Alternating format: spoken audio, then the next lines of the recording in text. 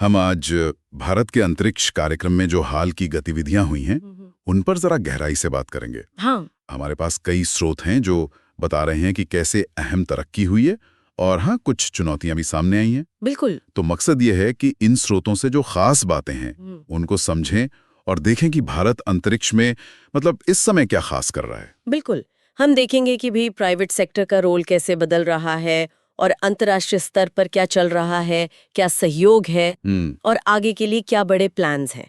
ये भारत के स्पेस सफर का एक, आप कह सकती हैं, बहुत ही दिलचस्प मोड़ है। हाँ, वाकई। तो चलिए शुरुआत करते हैं सबसे ताज़ा और कहना चाहिए ऐतिहासिक खबर से। हाँ। भारतीय वायुसेना के ग्रुप कैप्टन शुभांशु शुक्ला की ISS यानी अंतर्राष्ट्रीय अंतरिक्ष स्टेशन की उड़ान। ओह हाँ, बिल्कुल। ये भारत का पहला प्राइवेट सेक्टर मतलब उसके सपोर्ट से हुआ मानव अंतरिक्ष मिशन है, एक्सियम 4 मिशन के तहत 25 जून को। ये वाकई एक मील का पत्थर है। राकेश शर्मा जी के बाद दूसरे भारतीय अंतरिक्ष में, और ISS पे पहुंचने वाले तो पहले। हाँ ये सही है, ISS पर पहले। ये न सिर्फ दिखाता है कि ग्लोबल लेवल पर भारत कितना आगे बढ़ रहा है, बल्कि ये भी कि प्राइवेट कंपनियां जैसे एक्सियम है वो अब कैसे इंडियन स्पेस प्रोग्राम का हिस्सा बन रही हैं। सही। एक्टिव हिस्सा। सही। अच्छा, और अगर हम इंटरनेशनल सहयोग की बात करें तो ISR और नासा मिलकर निसार पर काम कर रहे हैं। हाँ, निसार यानी NASA ISRO synthetic aperture radar. इसे अगले साल मतलब जून 2025 में GSLV F-16 रॉकेट से लॉन्च करने का प्लान है। ये निसार मिशन जो है ये बहुत ही महत्वपूर्ण है।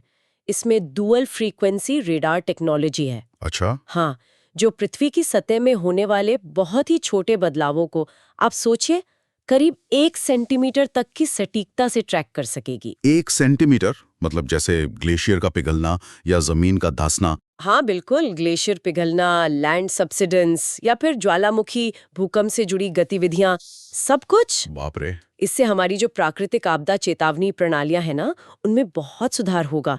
ये एक तरह से गेम चेंजर हो सकता है। लेकिन मेरा मतलब है, 2 अलग-अलग देशों की इतनी बड़ी एजेंसियां, इसरो और नासा, इतने जटिल मिशन पर साथ काम कर रही हैं। क्या ये आसान होता है? चुनौतियां तो आती होंगी। देखिए, चुनौतियां तो होती हैं।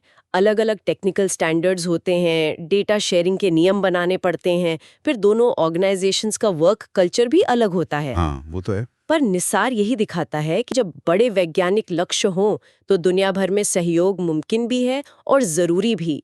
इसकी कामयाबी आगे ऐसे और मिशनों के लिए रास्ता खोलेगी। अंतर्राष्ट्रीय सहयोग तो ठीक है, पर देश के अंदर भी काफी कुछ बदल रहा है, खासकर प्राइवेट इंडस्ट्री के रोल में। हाँ। जैसे इसरो ने जो SLV यानी छोटा सैटेलाइट लॉन्च व्हीकल बनाया था, उसका ठेका अब हिंदुस्तान एरोनॉटिक्स लिमिटेड HAL को दे दिया गया है, करीब $59 मिलियन का।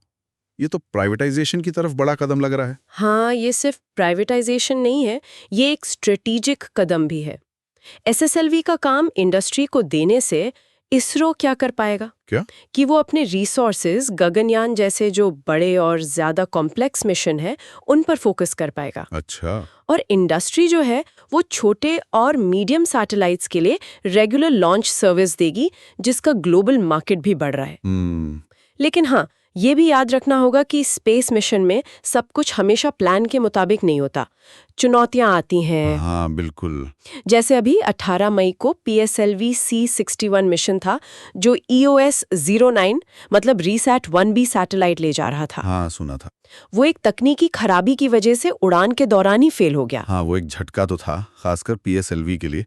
उसे तो इसरो का वर्क हॉर्स मानते हैं, इतने सालों से सफल रहा है। बिल्कुल। तो ऐसी विफलता के बाद क्या होता है फिर? देखिए, इसरो की यही खासियत रही है कि वो फेलियर का बहुत गहराई से एनालिसिस करते हैं, उनसे सीखते हैं, अपनी प्रोसेस, अपनी टेक्नोलॉजी सुधारते हैं। हर विफलता, चाहे वो कितनी भी निराश करे, आगे की कामयाबी की नींव बनती है।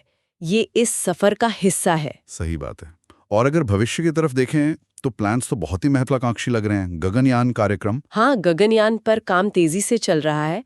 लक्ष्य है कि गगनयान 4 मिशन से 2027 में पहली बार भारतीय एस्ट्रोनॉट्स को पृथ्वी की निचली कक्षा में भेजा जाए। भारत का पहला अपना मानव मिशन। हाँ, पूरी तरह से स्वदेशी। ये देश की तकनीकी क्षमता का एक बहुत बड़ा सबूत होगा। और बात यही नहीं रुकती। मैंने पढ़ा कि 2035 तक भारत का अपना स्पेस स्टेशन बनाने का भी प्लान है, BAS-1। बिल्कुल, भारतीय अंतरिक्ष स्टेशन BS-1 और ये मॉड्यूलर होगा।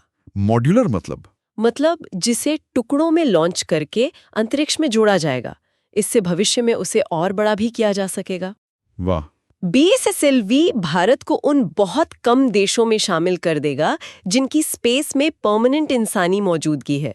ये साइंटिफिक रिसर्च, टेक्नोलॉजी डेवलपमेंट और भविष्य के जो इंटरप्लैनेटरी मिशंस होंगे उनके लिए एक बहुत जरूरी प्लेटफॉर्म देगा। तो कुल मिलाकर अगर हम देखें तो भारत का स्पेस प्रोग्राम इस वक्त सफलताओं, नई पार्टनरशिप्स और हाँ, कुछ जरूरी चुनौतियों के एक बहुत ही दिलचस्प दौर से गुजर रहा है। हाँ, शुभांशु शुक्ला की उड़ान, SSLV का प्राइवेट सेक्टर को जाना, ये सब बदलते माहौल को दिखा रहे हैं। सही। NISR जैसे मिशन ग्लोबल सहयोग को मजबूत कर रहे हैं और गगनयान व BSLV ये तो भविष्य की असीम संभावनाओं की तरफ इशारा है। हाँ, ये एकदम साफ है कि भारत स्पेस में एक बड़ी ताकत बनने की राह पर है और लक्ष्य सिर्फ सैटेलाइट लॉन्च करना नहीं है, बल्कि स्पेस में एक स्थायी परमानेंट प्रेजेंस बनाना है।